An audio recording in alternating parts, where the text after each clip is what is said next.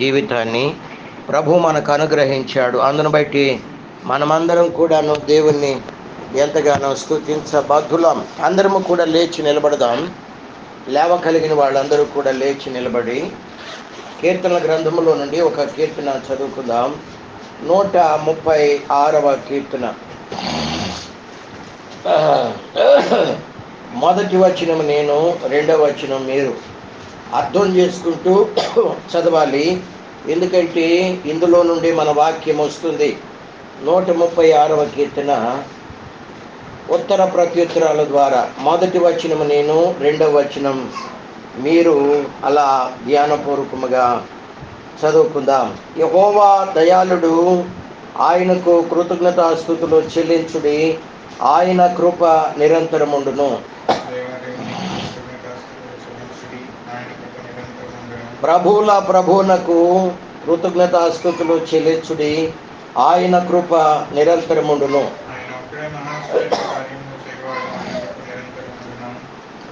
తన జ్ఞానము చేత ఆయన ఆకాశమును కలుగజేసెను, ఆయన కృప నిరంతరముండును. ఆయన గొప్ప జ్యోతులను నిర్మించిన వాడు, ఆయన కృప నిరంతరముండును. రాత్రి నేలుటకు ఆయన చంద్రుని నక్షత్రములను చేసెను, ఆయన కృప నిరంతరముండును. వారి మధ్య నుండి ఇశ్రాయేలీలను ఆయన రప్పించెను, ఆయన కృప నిరంతరముండును. ఎర్ర సముద్రమును ఆయన పాయలుగా చీల్చెను, ఆయన కృప నిరంతరముండును. ఫరోను అతని సైన్యమును ఎర్ర సముద్రములో ఆయన ముంచివేసెను, ఆయన కృప నిరంతరముండును. గొప్ప రాసులను ఆయన హతము చేసెను, ఆయన కృప నిరంతరముండును. అమోరీయుల రాసు అయిన సీహోనును ఆయన హతము చేసెను, ఆయన కృప నిరంతరముండును. ఆయన వారి దేశమును మనకు స్వాస్థ్యముగా అప్పగించెను, ఆయన కృప నిరంతరముండును.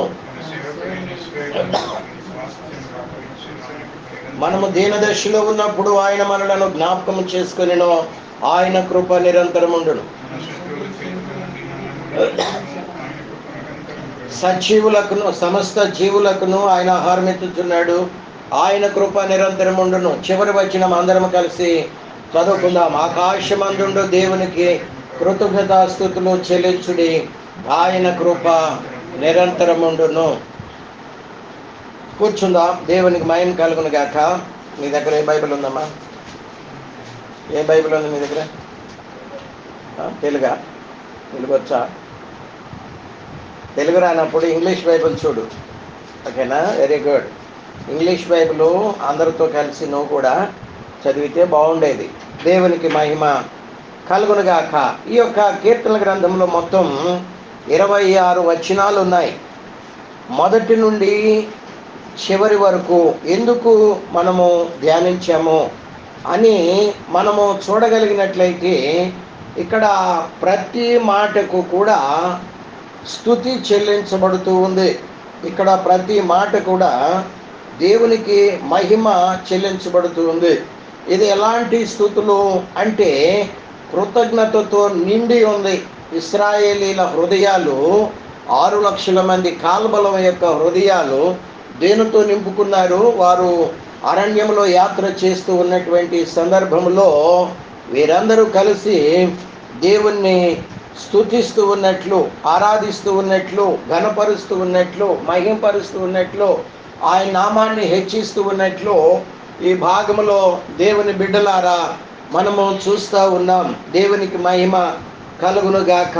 ఇక్కడ ఆయన కృప నిరంతరముండును, ఆయన కృప నిరంతరముండును మొదటి వచనములో ప్రారంభించబడి చివరి వచనము వరకు కూడా కొనసాగి చివరి వచనములో ఆయన కృప నిరంతరముండును అని ముగించబడుతూ ఉన్నట్లు ఈ భాగం అంతట్లో కూడా మనము చూస్తూ ఉన్నాం.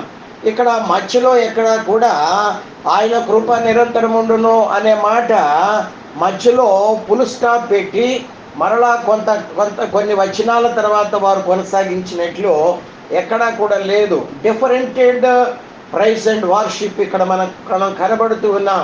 ఎల్లప్పుడూ ఒకే రీతిగా కాకుండా ఇప్పుడు మనం చదువుకున్న ప్రతి వచనంలో ఒక వచనంలో ఉన్నటువంటి మాట ఈ 26 వచనాలలో మరెక్కడా కూడా లేనే లేదు.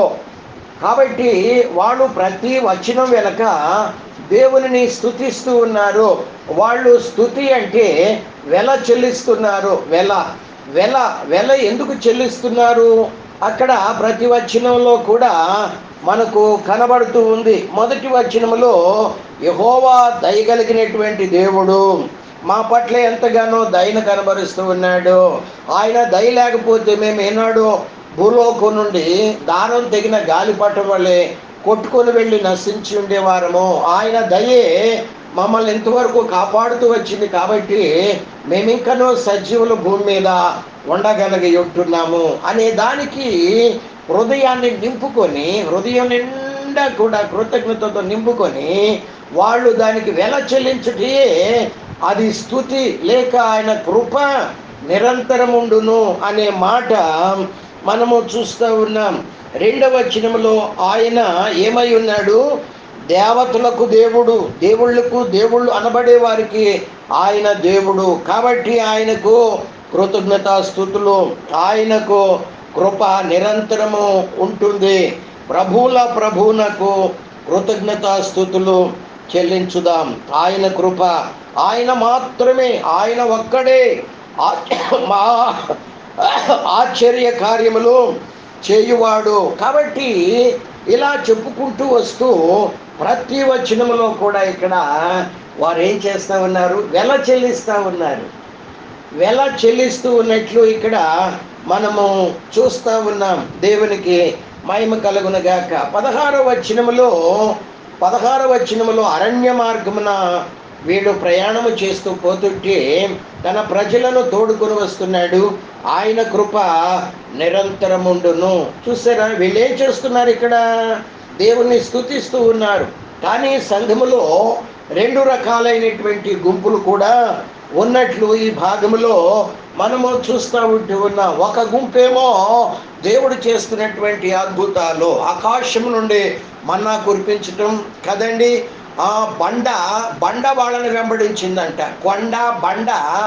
ఆ బండ వారికి దాహం ఇచ్చినప్పుడల్లా కూడా, వారి దాహం వేసినప్పుడల్లా వారికి దాహాన్ని తీర్చిందంట. నీరు ఆ బండలో నుండి ప్రవహించి 6 లక్షల, అంటే దాదాపు పిల్లలు స్త్రీలతో 20 సంవత్సరాల లోపున్నటువంటి వారందరినీ కూడా బైబిల్ గ్రంథం పిలుస్తుంది వారు పిల్లలు.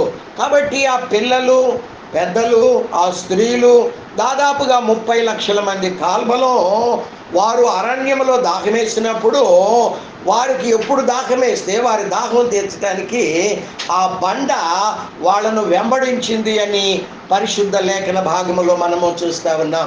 ఎక్కడా దీన్ని ముయ్యకుండా కొరింథీయులకు రాసిన మొదటి పత్రిక అండి 10వ అధ్యాయము, కొరింథీయులకు రాసిన మొదటి పత్రిక 10వ అధ్యాయములో మనము చదువుకున్నట్లయితే 4వ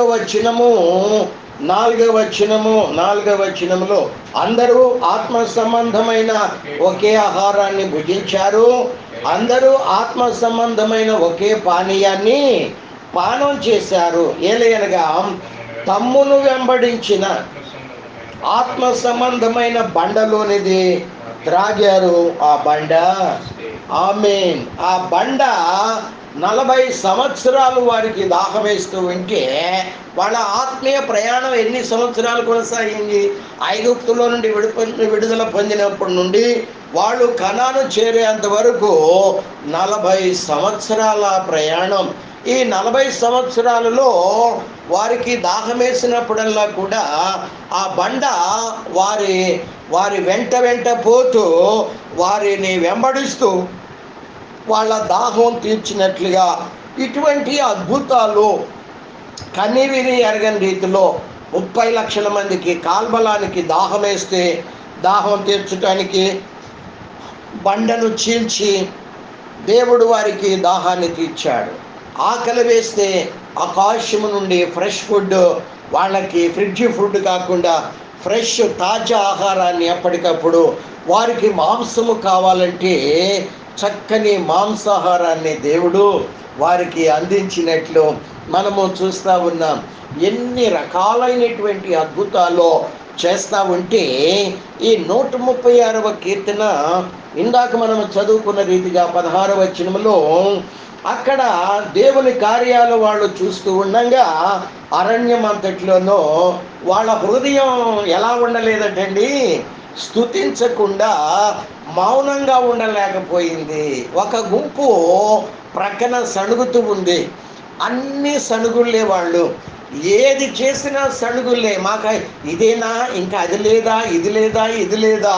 ప్రతి సంఘములో, ప్రతి క్రైస్తవ కుటుంబాలలో ఇలా ఉంటూనే వచ్చారు. కాబట్టి సణిగే వారి యొక్క అంతం మనము 1 కొరింథీ 10లో అక్కడ మనము చూస్తూ ఉంటాం. 5వ వచనం నుండి 11వ వచనం వరకు సణిగే వారి యొక్క అంతమేంటో, దేవుణ్ణి స్తుతించే వారి యొక్క అంతమేంటో 1 కీర్తన 1 నుండి 6 వచనాలు మనము చదువుకుంటే అక్కడ మనకు కనబడుతుంది.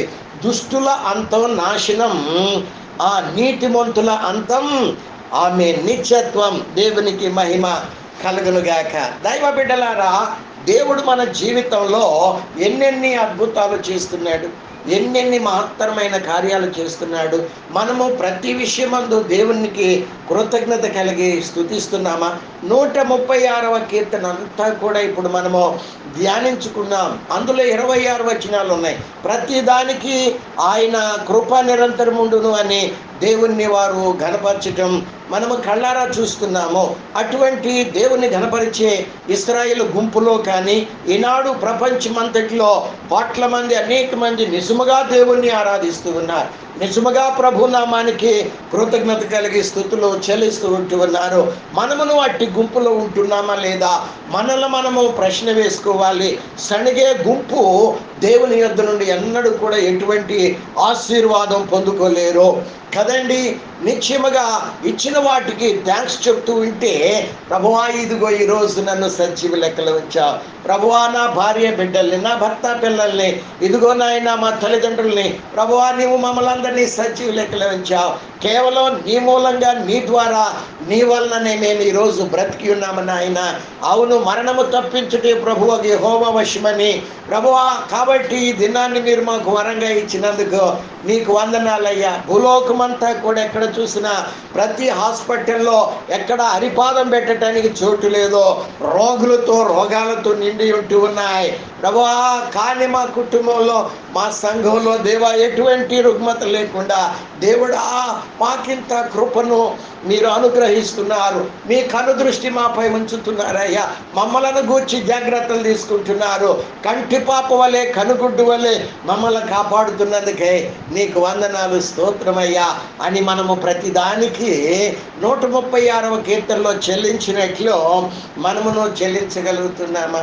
ఈనాటి మన ఈ స్థితికి కారణం యేసయ్యా, నీవేనయ్యా. ఉన్నతమైనటువంటి రీతిలో ప్రభువా ఆయా అర్జించుటకు నాయనా అని మనము దేవుని బిడ్డలారా, ఒక్క నిమిషం మనము ప్రశ్నించుకోవాలని ప్రభు పేరిట మనవి చేస్తూ ఉంటూ ఉన్నాం. కడవరి కాలంలో ఉంటూ ఉన్నాం. ప్రభు త్వరగా వస్తున్నాడు. ఆయన ఎలాంటి వారిని కొనుక్కోవటానికి రాబోతున్నాడంటే, దేవుని బిడ్డలారా, ఆయన్ను ఎవరైతే స్తుతిస్తూ ఉంటారో, ఆయన్ను ఎవరైతే ఇచ్చిన వాటికి కృతజ్ఞత కలిగి ఘనపరుస్తూ ఉంటారో, అలాంటి వారిని మాత్రమే ఎంత ఇచ్చినా, ఇన్ని ఇచ్చినా నువ్వేమిచ్చావయ్యా అని సణిగే వారిని ఆయన కొనిపోవటానికి ఎంత మాత్రము కూడా రావటం లేదని పరిశుద్ధ గ్రంథంలో మనం చూస్తా ఉన్నాం. ఈ 136వ కీర్తనంతా కూడా మనము ధ్యానించినప్పుడు ఆ మొత్తం 26 వచనాలు ప్రారంభం నుండి చివరి వచనం వరకు మహా ఆశ్చర్య కార్యములు చేయవాడు ఆయన ఒక్కడు మాత్రమే. ఆయన కృప నిరంతరముండును. ఇదిగో పగటి నేలుటకు ఇదిగో పెద్ద జ్యోతిని, రాత్రి నేలుటకు చిన్న జ్యోతిని, పగటి నేలుటకు సూర్యుడిని, ఇదిగో రాత్రి నేలుటకు చంద్రుణ్ణి ఆయన నియమించాడని పలు రకాలుగా ఈ కీర్తనంతా కూడా ఇక్కడ వేళ చెల్లిస్తున్నారు. దేవుడు చేసిన ప్రతి మేలును హృదయంతో నింపుకొని బిడ్డలారా ప్రభుకి కృతజ్ఞత స్తుతులు చెల్లిస్తూ ఉంటూ ఉన్న స్తోత్రం స్తుతి, స్తోత్రం స్తుతి, స్తోత్రం అనేది అది ఎందుకు ఎలా చెల్లిస్తున్నట్టు? పెదవులతో మాత్రమేనా? ఎవరో స్తోత్రం చెప్దామా అంటే అది ఎందుకు వాళ్ళు మిగిలిన వారు ఒక సేవకుడు స్తోత్రం చెప్పండి చెప్పండి చెప్పండి అంటే వాళ్ళు ఎందుకు స్తుతులు? దేవుడు మన పట్ల ఎప్పుడు నిజమైన స్తుతులు వస్తాయంటే మన హృదయం అంతా దేవుడు చేసిన అద్భుత ఆశ్చర్య కార్యాలతో నింపుకున్నప్పుడు మన హృదయం మౌనముగా ఉండదు, అది దేవుణ్ణి కృతజ్ఞత కలిగి వెల చెల్లిస్తుంది అని మనము చూస్తా ఉన్నాం. ఒకానొక సందర్భంలో ప్రియులారా, దినవృత్తాంతముల 2వ గ్రంథములో 20వ అధ్యాయం మనము జ్ఞాపకం చేసుకుంటే అక్కడ యెహోషాపాతు రాజుగా యూదా ప్రజల మీద, దేవుని ప్రజలైన యూదుల మీద రాజుగా పరిపాలన చేస్తున్న కాలంలో మూడు దేశాల వారు అమ్మోనీయులు, మేయోనీయులు, మోయాబీయులు, 3 దేశస్తులు వచ్చి దండెత్తి వచ్చి ఆ దేశాన్ని చుట్టుముట్టారు. అటువంటి సందర్భంలో దైవజనుడైనటువంటి యెహోషాపాతు రాజు దేవుని సముఖమందు ఉపవాసం ఉండి ప్రార్థన చేయటం మొదలు పెట్టాడు. దేవా, మాకు దిక్కు మీరే నాయనా, మేమెంతో బలహీనులం, శక్తి లేని వారం, కాబట్టి సహాయం చేయమని వేడుకొని తద్వారా ఏం చేశాడు? దేవుణ్ణి స్తుతించటానికి, ఆరాధించటానికి, మహిమపరచటానికి కొంతమంది వాయించే వారిని, గాయకురాండ్రను ఆయన నియమించాడు. చదువుదామా? దినవృత్తాంతముల 2వ గ్రంథం 20వ అధ్యాయము 21, 22 వచనాలలో మనము చదువుకుంటే దేశాన్ని 3 దేశాల సైన్యం, యూదా దేశం చాలా చిన్నది, కానీ 3 గొప్ప దేశస్తులు సైన్యం వచ్చి ఆ దేశాన్ని చుట్టుముట్టినప్పుడు దైవజనుడు ఒక్కటి దేవునికి మొర పెట్టాడు. దేవా, నీవే మాకు దిక్కు, మేము శక్తి బలము లేనటువంటి వారమని మొరపెట్టి రెండవదిగా ఏం చేస్తున్నాడు? 21 వచనం నుండి 2వ లైన్లో యెహోవాను స్తుతించుటకు ఆయన గాయకులను ఏర్పరిచి వారు పరిశుద్ధాలంకరములు ధరించి సైన్యం ముందర నడుచుచు యెహోవా కృప నిరంతరముండును, ఆయనను స్తుతించుడి అని స్తోత్రము చేయుటకు వారిని నియమించెను.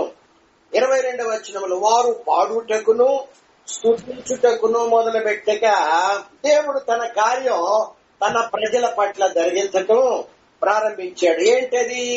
ఎప్పుడైతే వీళ్ళు దేవుణ్ణి పాడుటకు, స్తుతించుటకు మొదలు పెట్టారో, యెహోవా యూదా వారి మీదకు వచ్చిన 1 అమ్మోనీయుల మీదను, 2 మోయాబీయుల మీదను, 3 సెయూరు మన్యవాసుల మీదను వాళ్ళల్లో వాళ్ళకే మాటుగాండ్రను పెట్టి చాటును నక్కి కనపట్టేవాడినల్లా వాళ్ళల్లో వాళ్ళు హతమార్చుకునేటట్టు దేవుడు చేశాడు. కాబట్టి మాటుగాండ్రను పెట్టాడు. కాబట్టి వారు ఏమయ్యారు? హతులయ్యారు. అమ్మోనీయులు, మోయాబీయులు, సెయూరు మన్యవాసులు ఒకరినొకరు బొత్తిగా చంపి నిర్మూలన చేయవాలని పొంచి ఉండి వారి మీద పడిరి. వారు సెయూరు కాపురస్తులను కడపట్టించిన తర్వాత తమలో ఒకరినొకరు చంపుకొనుటకు మొదలు పెట్టారు. యూదా వారు అరణ్యమందున్న కాపరుల దుర్గానికి దగ్గరకు వచ్చి సైన్యం తట్టు చూడగా వారు శవములై నేలను పడి ఉండారు. ఒక్కడును 3 దేశస్తులను ఒక్కడును. ఎవరైతే ఈ 3 దేశస్తులు యూదా ప్రజలను మట్టుపెట్టి వారి ఆస్తిని కొల్లగొట్టి దోచుకొని పోవాలని వచ్చారో దేవుడు ఆ 3 దేశస్తుల్లో ఒకళ్ళకొకళ్ళకు పెట్టి వాళ్ళల్లో వాళ్ళు ఒకరినొకడు చంపుకునేటట్టు చేశాడు. అటువంటి సందర్భంలో దేవుని బిడ్డలారా, మనం ఇక్కడ చదువుకున్నట్లయితే 25వ వచనంలో యెహోషాపాతును అతని జనులను వారి వస్తువులను దోచుకున్నటకు దగ్గరకు రాగా ఆ శవముల యొద్ద విస్తారమైన ధనమును, ప్రశస్త నగలను కనపడెను. వారు తమకిష్టమైనంత మట్టుకు తీసుకొని తాము కొనుక్కోగలిగినంత కంటే ఎక్కువగా ఒలుచుకొనిరి. కొల్ల సొమ్ము అతి విస్తారమైనందున దాన్ని కూర్చుటకు 3 దినాలు పట్టింది. 4వ దినాన వారు బెరాకా లోయలో కూడిరి. అక్కడ వారు యెహోవాకు ఏం చెల్లిస్తున్నారంట?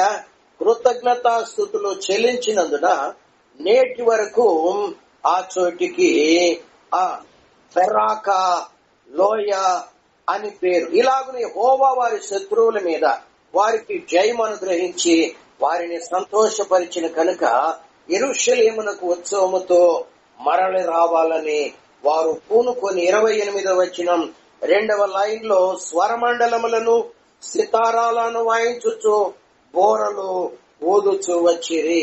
12వ వచనములో మనము చదువుకుంటే దైవజనుడు యెహోషాపాతు రాజు దేవుని సన్నిధానములో చేరేమంటున్నాడు. 2వ లైన్ లో 12వ వచనం 2వ లైన్ లో ఈ గొప్ప సైన్యముతో యుద్ధం చేయుటకు మాకు శక్తి చాలదు, ఏం చేయాలో మాకు తోచదు, నీవే మాకు దిక్కు అని దేవుని సన్నిధిలో మొర్ర పెట్టాడు. మొర్ర పెట్టి తన బాధంతా దేవునికి చెప్పుకొని చివరికి కొంతమంది వాయిద్యగాండ్రను గాయకులను ఏర్పరిచి యెహోవాను స్తుతించుడి, కృతజ్ఞతార్పణలు అర్పించుడి అని ఎప్పుడైతే అక్కడ ఏర్పరిచి నియమించాడో వారు స్తుతించుటకు మొదలు పెట్టగా కదండి ఏం చేశారంట? ఏం చేశారు? ఇక్కడ 22వ వచనములో వారు పాడుటకును స్తుతించుటకును మొదలు పెట్టగా దేవుడు తన కార్యం తన ప్రజల పక్షాన ఉండి జరిగించటం ప్రారంభించినట్లు మనము చూస్తా ఉన్నాం. దేవుని బిడ్డలారా, స్తుతిలో ఉన్న శక్తి, ప్రైజ్ అండ్ వార్షిప్ లో ఉన్నటువంటి పవర్ మనకు తెలిసి ఉండాలి. ఎప్పుడు కూడా సనగకూడదు. ఇందాక మనము 136వ కీర్తనలో 16వ వాక్యాన్ని మనము చదువుకున్నాము. ఆ సంఘములో, ఇశ్రాయేలు సంఘములో 2 గుంపులు కనబడుతున్నాయి. ఒకటేమో ఎన్నిచ్చినా ఎంత ఇచ్చినా అది సణుగుతూనే ఉండే గుంపు కదండి. నిర్గమకాండం అంతా చదువుకోండి, సంఖ్యాకాండం అంతా చదువుకోండి ప్రియులారా. మరి వారంతా కూడా దేవుడు అనేక అద్భుతాలు అరణ్యంలో జరిగిస్తూ పోతూ ఉంటే ఇచ్చిన వాటికి కృతజ్ఞతతో హృదయాన్ని నింపుకొని దేవుణ్ణి స్తుతించి మహిమపరచకుండా సణుగుతూ ఉంటే దేవుడు చేసిన అద్భుతాలు ఆశ్చర్య కార్యాలు ఎవరైతే కళ్ళారా చూస్తున్నారో అదే సంఘములో మరొక గుంపు ఆయన కృప నిరంతరముండును అని దేవుని స్తుతించి ఘనపరుస్తూ ఉన్నట్లు. దేవుని బిడ్డ, ఈ రోజు నువ్వు బ్రతుకున్నావంటే దేవుని కృపే. ఇంత మంచి ఆరోగ్యాన్ని అనుభవిస్తున్నావంటే దేవుని కృపే. ఇదిగో నీ భార్య సజీవుల లెక్కలో ఉందంటే, నీ భర్త సజీవు లెక్కలో ఉన్నాడంటే నిజంగా ఇదిగో మనము కలిగి ఉన్న వాటన్నిటినీ కూడా మనము కలిగి ఉన్నామంటే దేవుని యొక్క కృపే అని మనము గుర్తించి ప్రతి విషయంలో కూడా 136వ కీర్తనంతా మనము ధ్యానించాము. ఒక్కొక్క వచనములో 1 నుండి 26వ వచనం అంటే ప్రారంభము నుండి ముగింపు వరకు మధ్యలో ఎక్కడ ఆపకుండా ప్రతి వచనానికి వారు కృతజ్ఞతాస్తుతులు చెల్లిస్తూ వచ్చినట్లుగా మనము చూస్తా ఉన్నాం. దేవుడు దినానికి ఎన్ని అపాయాల నుండి నిన్ను కాపాడటం లేదో, ఎన్ని ప్రమాదాల నుండి నిన్ను రక్షించటం లేదో, ఎన్ని భయంకరమైన విపత్తులు నీ మీద గుండా పడి నీ మీద పడి నిన్ను భయంకరమైన రీతిలో కృంగతీయాలని బలహీనపరచాలని చూస్తూ ఉండగా ఆయన కునుకడు నిద్రపోడు. నీ మీదకి వస్తున్న ప్రమాదాలన్నిటి నుండి దేవుడు నిన్ను తప్పించటం లేదో, అవన్నీ కూడా చేస్తున్న గొప్ప దేవునికి ప్రతి విషయమందు నీ హృదయాన్ని నింపుకొని కృతజ్ఞతతో దేవుణ్ణి అన్నాడైనా స్తుతించావా, లేకుంటే సణుగుతున్నావా? మన జీవితాలను పరిశీలన చేసుకోవాలి. ఇప్పుడు మనం చదువుకున్నటువంటి దినవృత్తాంతముల 2వ గ్రంథము 20వ అధ్యాయంలో మనము చదువుకుంటా వచ్చాం. అక్కడ 3 దేశస్తులు ఇశ్రాయేలు యూదా ప్రజలను హతమార్చి వారి ఆస్తులను కొల్లబెట్టి దోచుకొని పోవాలని వారు చూశారు. కానీ దేవుడు వీరి పక్షాన ఉండి ఇదిగో శత్రువులనే మట్టు పెట్టి దేవుని బిడ్డలారా వీళ్ళేమీ చేయలా, యుద్ధంలో పాల్గొనలేదు. అసలు నిలబడి దేవుని స్తుతిస్తా ఉన్నారు. అక్కడ ఏం జరుగుతుందో వీళ్ళకి తెలియదు. తెల్లవారేసరికే లేచి ఆ గుంపు దగ్గరకు వచ్చి చూస్తే ఒక్కడును మిగిలి ఉండలేదట. శత్రువులందరూ కూడా హతమార్చబడి నేలన గుట్టలుగా శవాలై పడి ఉన్నట్లు. దేవుని కార్యాలు ఎంత ఆశ్చర్యకరములంటే మన కంటికి కనపడో, చెవికి వినపడో, హృదయానికి గోచరం కాదు.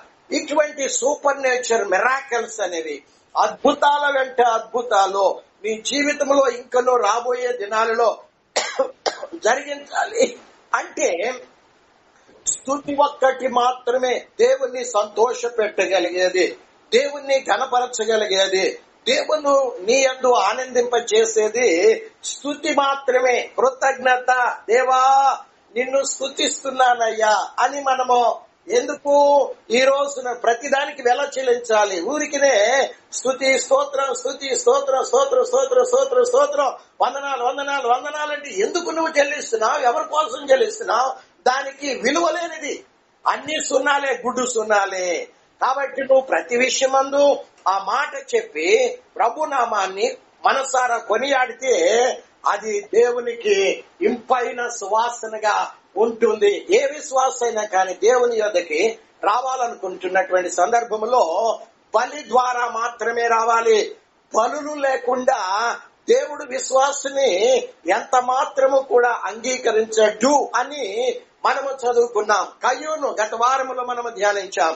కయ్యూను బలులు లేకుండా దేవుణ్ణి చేరవచ్చాడో చివరికి శాపగ్రస్తుడై, చివరికి త్రోసివేయబడి దేశ దిమ్మరిగా నెమ్మది లేకుండా దేవుడు చేసిన మేళ్లకు బలులతో కృతజ్ఞతార్పణలతో దేవుని సన్నిధికి రావాలి. అంతకు మించి దేవుడు ఎవరిని కూడా అంగీకరించడు. ఆయన తమ్ముడైనటువంటి హేబేలు బలులతో వచ్చాడు. ఆయన చనిపోయి కూడా, మరణించి కూడా ఆయన నేటి దినాన్ని కూడా మనతో మాట్లాడుతున్నాడని బైబిల్ గ్రంథం చెప్తూ ఉంది. హెబ్రీయులకు రాసిన పత్రికలో మనము చదవగలిగినట్లయితే చూద్దాం. 11వ అధ్యాయము, హెబ్రీయులకు రాసిన పత్రిక 11వ అధ్యాయములో మనము చదువుకుంటే 4వ వచనములో, 4వ వచనము చదవండి. 4వ వచనం,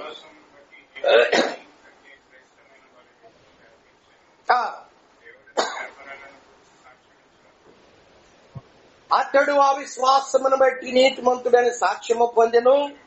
అతడు మృతి నొందియు ఆ విశ్వాసము ద్వారా మాట్లాడుతూ ఉన్నాడని బైబిల్ గ్రంథం మనకు తెలియచేస్తా ఉంది. అతడు చనిపోయి ఉండియో, మరణించి ఉండియో ఈ 6000 సంవత్సరాలైంది ఆయన మరణించి. కానీ మన ఎదుట బ్రతికి ఉన్నట్టుగానే ఆయన మనతో మాట్లాడుతూ ఉన్నాడు. హేబేలును గూర్చి గ్రంథకర్త అయినటువంటి ఆ యొక్క దేవుని బిడ్డలారా, హెబ్రీ గ్రంథకర్త సాక్ష్యమిస్తూ ఉన్నాడు. యోహాను భక్తుడు, పరిశుద్ధుడైన యోహాను భక్తుడు మొదటి యోహాను పత్రికలో మనము చదువుకున్నట్లయితే, మొదటి యోహాను పత్రిక 3వ అధ్యాయం అనుకుంటాడు. 3వ అధ్యాయం 12వ వచనములో, మనము కయ్యూను వంటి వారమై ఉండరాదు. వాడు దుష్టుని సంబంధి అయి తన సహోదరుని చంపెను. వాడతని ఎందుకు చంపాడు? తన క్రియలు చెడ్డవియో, తన సహోదరుని క్రియలు నీతి కలవై ఉండెను. హేబేలును గూర్చి దేవుని వాక్యం సాక్ష్యమిస్తా ఉంది. అతడు నీతిమంతుడు, అతడు నీతి క్రియలు చేశాడు. ఏంటి ఆ నీతి క్రియలు అంటే, దేవుణ్ణి సమీపించేటప్పుడు వట్టి చేతులతో రాలేదు అని, ఆయన దేవుణ్ణి సమీపించేటప్పుడు పనులతో అర్పణలతో దేవుణ్ణి సమీపించాడు. అది మాత్రమే దేవుడు అంగీకరించదగింది అని హోషియా గ్రంథములో ఇశ్రాయేలీలు మాట్లాడుతున్నారు. చదవండి ఆ మాట. హోషియా గ్రంథం 13వ అధ్యాయము 2వ వాక్యములో ఇశ్రాయేలీలు అంటున్నారు. 13:2లో, దేవా నీవు బలులు కోరే దేవుడువు ఎంత మాత్రము కాదు నాయన. నీవు కోరినట్లయితే మేము మీకు అర్పించేవారము, కానీ ఎడ్లు బలులు నువ్వు కోరటం లేదు. నీవు అంగీకరింపదగినవే మా యొద్ద ఉన్నాయి.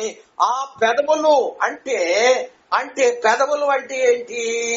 మనము చదువుకున్నాం హెబ్రీ పత్రిక 13వ అధ్యాయం 15వ వచనములో. అంటే బలులు అంటే స్తుతి యాగము, స్తుతి అనే బలి, ఇదే కదా నీవు అంగీకరించేది అని ఆ భక్తులు మాట్లాడుతూ ఉన్నారు. దేవుని బిడ్డ, దేవుడు నీకు చేసిన మేళ్లను బట్టి 136వ కీర్తనలో ప్రతి వచనములో వెల చెల్లిస్తూ ఉంటూ ఉన్నారు. దేవుణ్ణి కీర్తిస్తూ, దేవుణ్ణి మహింపరుస్తూ, దేవుణ్ణి హెచ్చిస్తూ, దేవుని నామాన్ని ఘనపరుస్తూ ప్రతి విషయమందు కూడా దేవుని చేసిన కార్యాలను హృదయాన్ని నింపుకొని కృతజ్ఞత అర్పణలు అర్పిస్తూ ఉంటే దేవుడు ఏం చేస్తా ఉన్నాడో నాగ్రాణిస్తూ ఉన్నాడు. లేవియా కాండం 1వ అధ్యాయంలో గత వారం మనం చదువుకున్నాము. అక్కడ బలులు అర్పించబడినప్పుడు దేవుడు సువాసనగా ఏం చేశాడంట, నాగ్రాణించాడు. దేవునికి సువాసనకరమైంది. ఒక వ్యక్తి జీవితంలో ఆనందాన్ని కలిగించేది భౌతికంగా మల్లెపూలు ఉంటాయి, సాంబ్రాణి కడ్డీలు ఉంటాయి, రకరకాలైనటువంటి కొన్ని వాసనలు ఉంటాయి. అవన్నీ కూడా అవి మనకి ఏం కలుగజేస్తా ఉంటాయి, మనకు సంతోషాన్ని కలుగజేస్తా ఉంటాయి. ఎవరైతే బలులతో దేవుణ్ణి చేరవస్తున్నారో అట్టి వారు దేవునికి సువాసనగా ఉంటారట, నాగ్రాణిస్తాడట. కుమారుడా, నేను నీ యందు ఆనందిస్తూ ఉన్నాను. దేవుణ్ణి సంతోష పెట్టగలిగేది దేవుడు నీ అవసరాలు తీర్చాలంటే కదండి.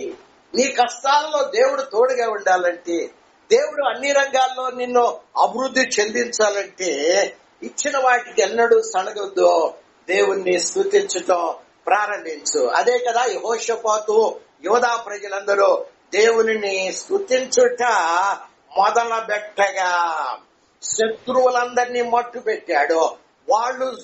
వాళ్ళు దేవుని బిడ్డలు మట్టు పెట్టి వాళ్ళ ఆస్తి అంతా దోచుకొని పోవాలని చూసినప్పుడు, కానీ దేవుడే వాళ్ళను మట్టు పెట్టి వాళ్ళ ఆస్తి అంతా కూడా దోచుకొని వచ్చేటట్టు వీళ్ళు శక్తికి మించి పోగేసుకున్నారట. శత్రువుల ఆస్తుల్ని 3 దినాలు పట్టిందంట వాళ్ళ ఆస్తులన్నీ దోచుకుంటానికి. దేవుని కార్యాలు ఎంత అమోఘంగా ఉంటాయి అంటే, నిజంగా దేవుని బిడ్డ, నువ్వు నిజంగా దేవుని బిడ్డవైతే ఎప్పుడూ అడుక్కునేవాడుగా ఉండొద్దు.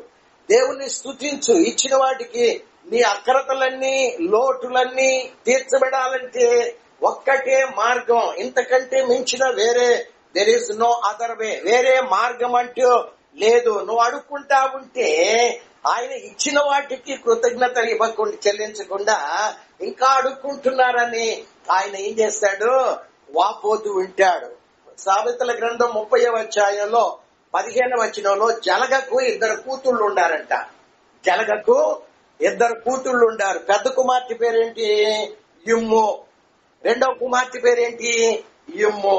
ఎప్పుడు చూసినా నా ప్రజలు ఇమ్ము ఇమ్ము ఇమ్ము, అదిమ్ము ఇదిమ్ము, కార్లు ఇవ్వు, ఎయిర్ కండిషన్ ఇవ్వు, నాకు అదివ్వు, నాకు ఇదివ్వు అని అడుక్కునే ఉంటారు. కానీ ఇచ్చిన వాటికి కృతజ్ఞత చెల్లించని అని దేవుడు వాపోతా ఉన్నాడు. 2 దేవదూతలు తెల్లవారుజామున 2 గంపలు 2 పాత్రలు తీసుకొని ఆకాశంలో తిరుగుతా ఉన్నారట. తెల్లవారుజామున 3 గంటల నుండి ఒక గంప, ఒక దూత గంప అది వచ్చిన అరగంటలోనే నిండిపోయిందంట. ఏం గంప అది? అడుక్కునే గంప. వీళ్ళు తెల్లవారుజామునే లేస్తున్నారు. 4 గంటలు కాదు, 3 గంటలకే లేస్తున్నారు. 3 గంటలకే లేచి అడుక్కోవటం మొదలు పెట్టారంట కదండి. తెల్లవారుజామును లేచింది ప్రభా, రాత్రంతా కాపాడినందుకు, నా భార్య పిల్లల సజీవ లెక్కలు ఉంచినందుకు, రాత్రి పరుండే ముందు దేవా ప్రభా పరుండిన వాళ్ళు ఇదిగో ఈ 3 గంటల సమయాన్ని చూడక నిద్రలో జారిపోయారు. ప్రయాణాల్లో ఉన్నటువంటి వారు ఇదిగో గమ్యానికి చేరకుండా మధ్యలోనే యాక్సిడెంట్ల ద్వారా, గుండెపోటుల ద్వారా చనిపోయిన వారు ఉన్నారు. నన్ను, నా భార్య పిల్లల క్షేమంగా ఉంచావయ్యా అని నిండు మనసుతో కృతజ్ఞత స్తుతులు చెల్లించేవారు కరువైపోయారంట. ఒక్క అరగంటలోనే ఆ పాత్ర బుట్ట నిండిపోయిందంట. త్వరగా వెళ్ళిపోయాడు నిండిపోయినటువంటి ఆ బుట్ట కలిగిన దేవదూత. రెండవ బుట్ట ఉదయం 8 గంటల వరకు, తెల్లవారుజామున 3 గంటల నుండి ఉదయం 8 గంటల వరకు ఆ బుట్ట తీసుకొని తిరుగుతున్నా దానికి అట్టడుగున కొంచెం కూడా నిండలేదట. మొత్తం ఖాళీ పాత్రే. ఏదో ఒక 5% 2% కదండి. మిగిలిన 98% అది మొత్తం ఎంటీగానే ఉంది. ఈ పాత్ర 8 గంటల వరకు తిరిగి దేవదూత పరలోకానికి వెళ్లిపోతే దేవుడు వాపోతున్నాడట. ఒక బొట్టేమో 3 గంటల నుండి 3:30 దాకా తొందరగా నిండిపోయింది. ఇంకొక బొట్టేమో పొద్దున 8 గంటల వరకు అయినా కానీ 2% కూడా, ఈ 2% కలిగింది ఏంటి? కృతజ్ఞత కలిగి దేవుని సేవించేది. కానీ అర్ధగంటలో నిండిపోయింది ఏంది? అడుక్కునే గంప, అడుక్కునేది. నాకు అదివు, నాకు ఇదివు. బైబిల్ గ్రంథంలో ఒక మాట వ్రాయబడి ఉంది, ఏంటో చదవండి. మత్తయి సువార్త 6వ అధ్యాయం 8వ వచనం. మత్తయి సువార్త 6వ అధ్యాయము 8వ వచనంలో, మీరు మీ తండ్రిని అడగక మునిపే మీకు అక్కరగా ఉన్నవేమో ఆయనకు తెలుసు. కాబట్టి 32వ వచనము 33వ వచనములో మనము చదువుకుంటే, ఇవన్నీ మీకు కావాలనని మీ పరలోకపు తండ్రికి తెలుసు, కాబట్టి మీరు ఆయన రాజ్యాన్ని, నీతిని మొదట వెదకండి, అప్పుడు అవన్నీ మీకు. అంటే ఏంటి?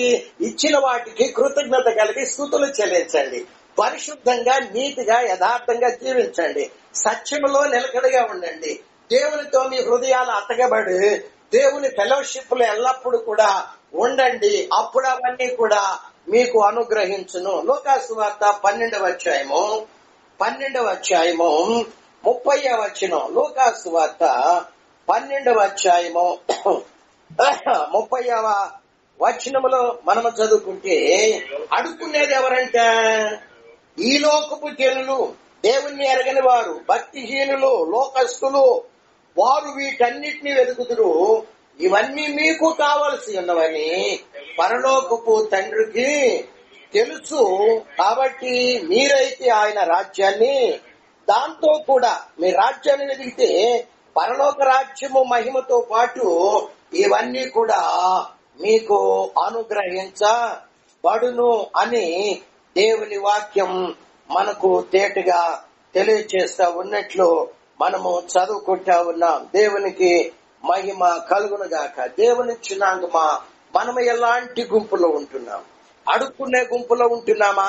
ఇచ్చిన వాటికి కృతజ్ఞత కలిగి ఒక కార్యం మనం దేవుని యొద్ద నుండి మనము సాధించుకోవాలి అంటే, ఆయన ఆశీర్వాదాలు మనము ఇంకా అపరిమితముగా పొందుకోవాలి అంటే, గతంలో చేసిన వాటికి, ఇప్పుడు చేస్తున్న వాటికి, అంటే ఈ రోజు ఈ క్షణం మనం బ్రతుకున్నామంటే దేవుని కృపే. ఆ మధ్య కాలంలో నేను ఒక మాట చెప్పాను. కరోనా కాలంలో ఎల్బీ నగర్ లో ఒక లైవ్ వివాహం జరుగుతుంది. ఆ వివాహంలో ఒక పాస్టర్ గారు సూటు బూటు వేసుకొని పెండ్లి కుమార్తె, కాబోయే పెండ్లి కుమార్తె, కాబోయే పెండ్లి కుమారుడు మధ్యలో నిలబడి వాళ్ళు ఆయన పెళ్లి ప్రమాణాలు చేయిస్తూ ఉన్నాడు. పెళ్లి ప్రమాణాలు చేయిస్తూ ఉండగా మధ్యలోనే, ఆ ప్రమాణాల మధ్యలోనే వెనక కుర్చీ మీదకి నిలబడి ప్రమాణాలు చేస్తున్న పాస్టర్ గారు వెనక కుర్చీ మీదకి అలా ఒరిగిపోయాడు, కూర్చుండిపోయాడు. అంటే ప్రాణం పోయింది అప్పటికే. ఆయన ఆత్మ శరీరంలో నుండి వెడలిపోయింది. ఆత్మతో పాటు ప్రాణం, ఊపిరి, శ్వాస బయటకు వచ్చేసింది. ఆయన డెడ్ బాడీ, భౌతిక దేహం అక్కడ పడిపోయినట్లు మనము చూస్తూ ఉంటూ ఉన్నాం. దేవుని జనాంగమా, ఏ క్షణములో మన శ్వాస ఆగిపోతుందో మనకు తెలియదు. మన ప్రాణం ఎప్పుడు పోతుందో, మన ఆత్మ మన భౌతిక దేహాన్ని విడిచిపెట్టి ఎప్పుడు బయటకు వస్తుందో, మన ఆత్మ భూలోకాన్ని విడిచిపెట్టి ఎప్పుడు బయటకు వెళుతుందో ఎవరికి తెలియదు. మనం అనుకుంటా, నేను మంచి ఆరోగ్యంగానే ఉన్నాను, హెల్దీగానే ఉన్నాను, నేను మంచి పవర్ఫుల్ క్యాండిడేట్ ని, కాబట్టి నాకేమీ కాదు, ఇప్పట్లో అప్పట్లో నాకు మరణం రాదు అనుకుంటా ఉంటాము. కానీ ఇప్పుడు ఏమి జరుగుతుందో తెలియదు. కాబట్టి మనము దేవుని రాజ్యములో చేరాలన్నా, ఇహమందు ఆశీర్వాదాలు పొందుకోవాలన్నా, మనము గతంలో వాటికి, ఈ రోజు బ్రతికి ఉన్నందుకు, ఈ రోజు హాస్పిటల్ పాలు కాకుండా చేసినందుకు, ఇదిగో ఎటువంటి టెస్టులు, డాక్టర్లు, మెడిసిన్ అవసరం లేకుండా చేసినందుకు దేవా నీకు నిండు కృతజ్ఞత అయ్యా, స్తుతులు చెల్లిస్తున్నాం. ఎంతమంది ప్లాట్ఫారాల మీద, రైల్వే స్టేషన్ లో, బస్ స్టాండ్లో ఆకలి దప్పులతో, చలితో, ఎండతో, వర్షాలతో బాధపడుతున్నారు. ప్రభువా నాకు సమృద్ధినిచ్చేవయ్యా అని ప్రతి నిమిషము, ప్రతి క్షణము దేవుణ్ణి కార్యాలు హృదయంతో నింపుకొని మనము కృతజ్ఞత అర్పణలు అర్పించాలని దేవుని గ్రంథము తెలియచేస్తా ఉంది. కాబట్టి 10 మంది కుష్ఠులు అవసరం వచ్చినప్పుడు దావీదు కుమారుడా మా భార్యలు మమ్మల్ని గెంటి వేస్తున్నారు, మా కుష్టు రోగానికి దుర్వాసన చీము రక్తం కారి ఇదిగో కంపు కొట్టుంటే మా భార్యలు భరించలేక, మా పిల్లలు భరించలేక మమ్మల్ని బయటకు వెళ్ళగొట్టారయ్యా. ఊరి బయట సమాధుల దగ్గర ఎక్కడో పడి ఉంటుంటే ఎవరన్నా తెచ్చి ఒక ముద్ద పడేస్తే మేము తింటున్నాం, లేకుంటే పస్తూ దావీదు కుమారుడా, ఈ కుష్టు వ్యాధిని, ఈ చీము రక్తాన్ని, దుర్వాసన దుర్గంధాన్ని ప్రభా ముట్టి స్వస్థపరచవా అని ఎంతో ప్రాధేయపడి వేడుకున్నాడు. అవసరం తీరిపోయిన తర్వాత ఒక్కడ మాత్రమే థ్యాంక్స్ గివింగ్ చెప్పడానికి వచ్చాడు. కృతజ్ఞత కలిగి ప్రభుని ఆరాధించడానికి వస్తుంటే ప్రభు అడుగుతున్నాడు, ఇదిగో మిగిలిన 90 ఎక్కడ? 10 మంది శుద్ధి కాలేదా? 10 మంది మేలు పొందుకోలేదా? 10 మంది స్వస్థత అనుభవించలేదా? ఇదిగో అవసరం వచ్చినప్పుడు దావీదు కుమారుడా అని మొరపెట్టారు. ఇదిగో స్వస్థత పొందుకున్నాక వారు ఎక్కడా అంటే ఏంటి? మేలు చేసిన తర్వాత ఆయన మన యొద్ద నుండి ఏం ఎదురు చూస్తా ఉంటాడు? కృతజ్ఞత కలిగి మనము స్తుతించాలి, ప్రభు నామాన్ని ఘనపరచాలి. సింగల్ ఎన్పి ఖర్చు కాలేదు. కుష్టు రోగం పోవాలంటే ఎన్ని లక్షల కోట్లు పెట్టిన వాడికి రోగం పోదు కదండి. ఎన్ని సంవత్సరాల హాస్పిటల్లో చుట్టూ తిరగాలి, ఆస్తులు పాస్తులు అన్ని కూడా అమ్ముకున్నా కానీ స్వస్థత కలగదు. యేసయ్య క్షణంలో ఒక్క మాటలో వాళ్ళని స్వస్థపరిచాడు. సింగల్ పైసా ఖర్చు లేకుండా, దేవుని బిడ్డలారా ఎటువంటి బాధ లేకుండా అంత గొప్ప మిరాకల్ చేస్తే ఎంత మాత్రమో కృతజ్ఞత లేదు. మిగిలిన 90 ఎక్కడయ్యా? అన్యుడు అయిన నీవు ఒక్కడవే తిరిగి వస్తున్నావు అని ఆయన వాపోతూ ఉన్నట్లు మనము చూస్తూ వింటూ ఉన్నాం. దేవుని బిడ్డ మానవుణ్ణి సృష్టించింది ఎందుకంటే దేవుణ్ణి స్తుతించి మహిమ పరచటానికి. ఏ జీవులకి ఆత్మనివ్వలేదు, కానీ మానవుడికి ఒక్కడికే ఆత్మనిచ్చాడు. ఎందుకంటే ఆత్మ అయిన దేవుణ్ణి, ఆత్మతో దేవుణ్ణి ఆరాధించాలని. నీలో ఆత్మ నుంచి ఆయన ప్రాణం పెట్టి రక్తం చిందించి పరిశుద్ధ రక్తం చేత కడిగి శుద్ధీకరించి నిన్ను ఇంతగా చేసినప్పటికీ కూడా నీ హృదయం దేవుని పట్ల కృతజ్ఞత గనక లేకుండా ఉన్నట్లయితే ఆనాడు మనము ఏడ్చి రొమ్ము కొట్టుకొని ఏడ్చి ప్రయోజనం లేదని బైబిల్ గ్రంథం తెలియజేస్తూ ఉంది. ఒక్క మాట చూసి మనం ముగించుకుందాము. చూడండి, యెహోషువ గ్రంథము 6వ అధ్యాయము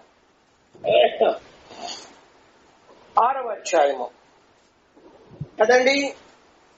6వ అధ్యాయము 4-5 వచనాలు. 3వ వచనం, మీరందరూ యెహోషువ అంటున్నాడు ఇశ్రాయేలు ప్రజలతో, ఐగుప్తు నుండి కనానుకు వెళుతుంటే ఎరుకో శత్రువులు ఏం చేశారు? వాళ్ళు లోపటికి రాకుండా ఎత్తైన ప్రాకారాలు ఎక్కి వాళ్ళ నాశనం చేయకుండా చుట్టూ బురుజులు కట్టారు, బలమైన కోట గోడలు కట్టారు.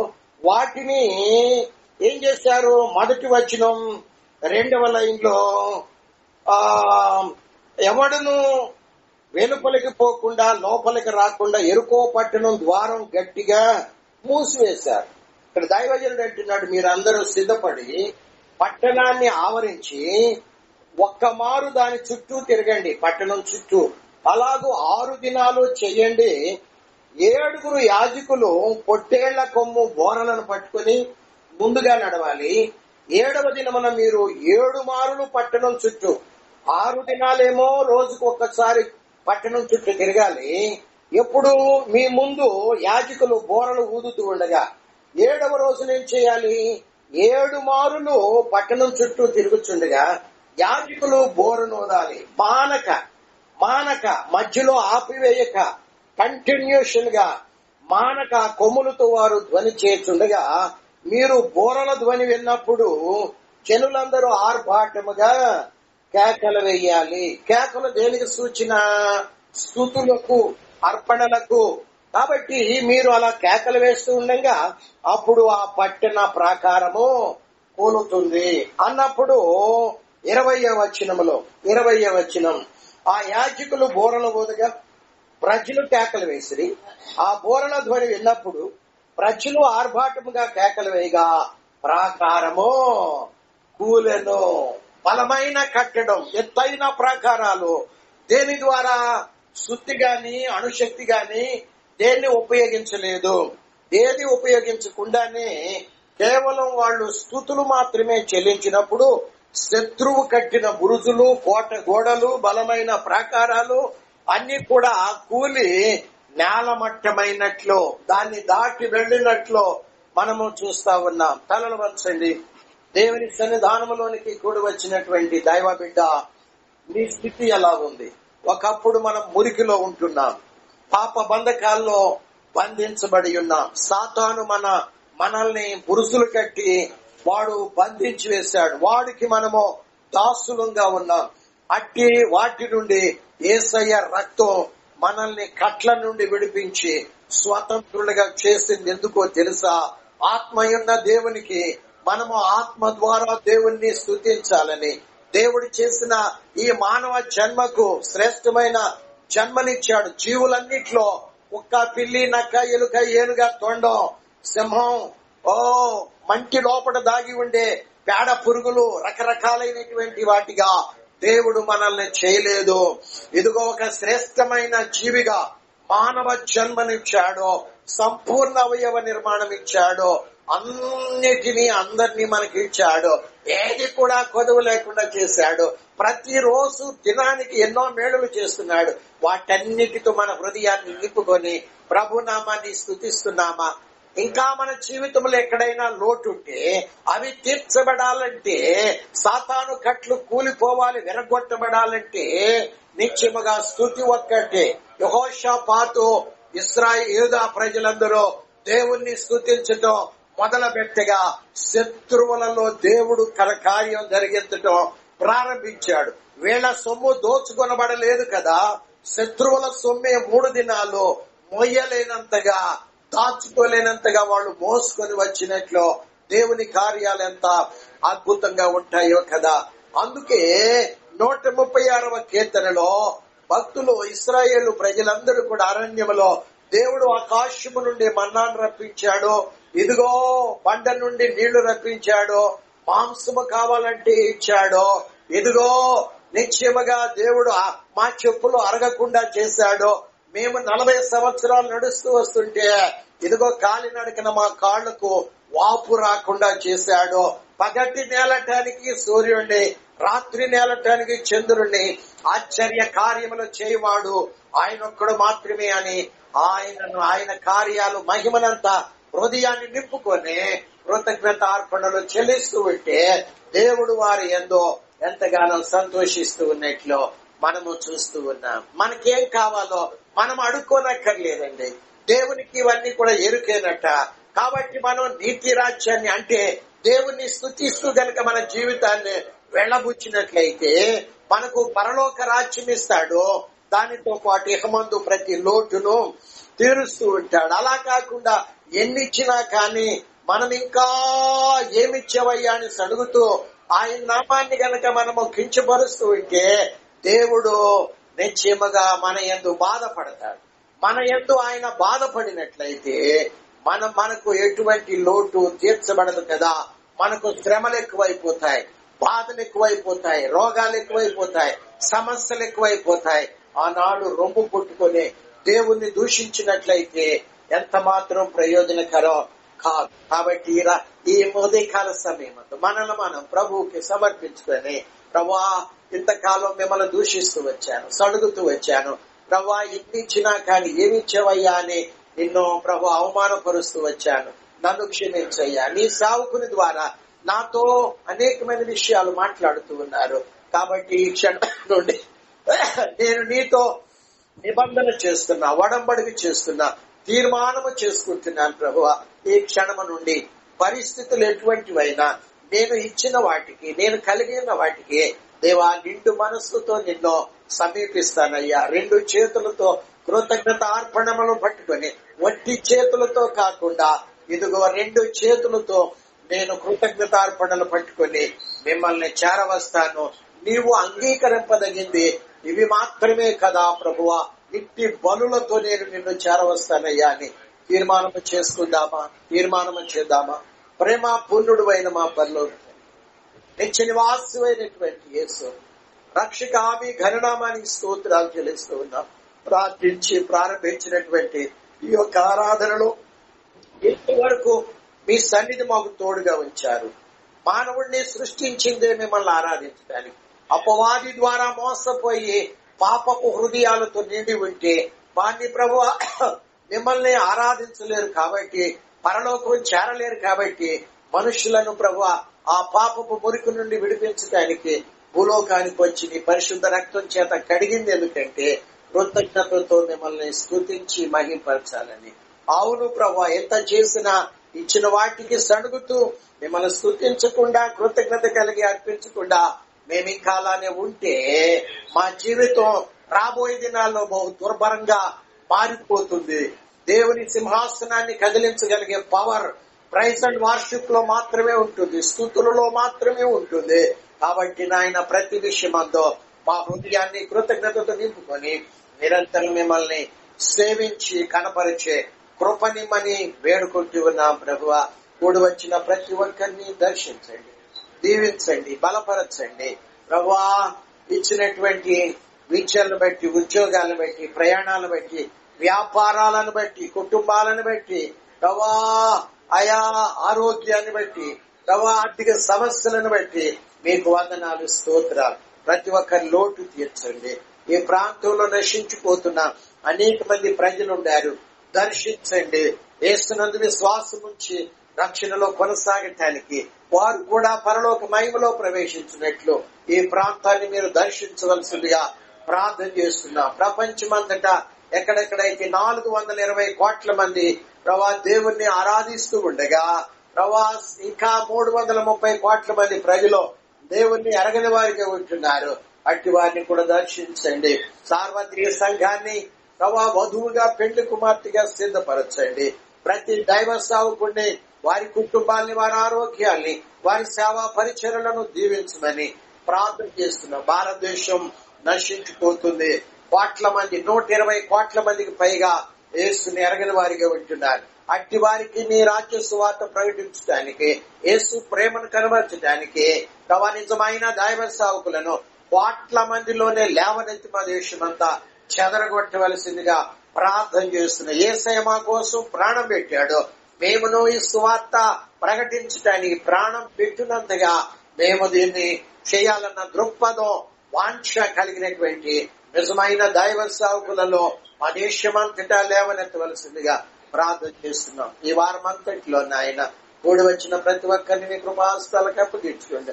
వారిని, వారి కుటుంబాలు, వ్యాపారాలు, వారి విద్యల్ని, వారి ఉద్యోగాలు అన్నింటినీ ఆశీర్వదించి ఈ వారంలో మీరు జరిగించబోతున్న అద్భుత ఆశ్చర్య కార్యాలను బట్టి నిండు కృతజ్ఞతాస్తుతులు, స్తోత్రాలు చెల్లిస్తూ మా ప్రార్థనలకు ఇచ్చినందుకు వందనాలు చెల్లిస్తూ యేసయ్య అతి శ్రేష్టమైన నామములో ప్రార్థించి వేడుకుంటూ ఉన్నాము తండ్రి. ఆమేన్, ఆమేన్. మన తండ్రి అయినటువంటి దేవుని ప్రేమ, మన ప్రభువును మన రక్షకుడైన యేసుక్రీస్తు వారి కృప, పరిశుద్ధాత్మాన్యోన్య సహవాసం, సన్నిధి, సహాయము ప్రపంచ సకల పరిశుద్ధులకు, ప్రాముఖ్యంగా కూడి వచ్చిన మనకు కుటుంబాలకు సదా తోడై ఉండి నడిపించును గాక. అరుణా సంపన్నుడా బహుచాలి గల ప్రభువా, కరుణా సంపన్నుడా బహుచాలి గల ప్రభువా, దీర్ఘశాంతం ప్రేమ కృపయో నిండియుండో ప్రభువా, దీర్ఘశాంతం ప్రేమ కృపయో నిండియుండో ప్రభువా, నా యేసు రాజా స్తోత్రమో, నా యేసు రాజా స్తోత్రమో, స్తోత్రమో, స్తోత్రము నే జీవించుగాక ప్రభో, స్తోత్రము, స్తోత్రము నే జీవించుగాక ప్రభో. God bless you all. God bless you.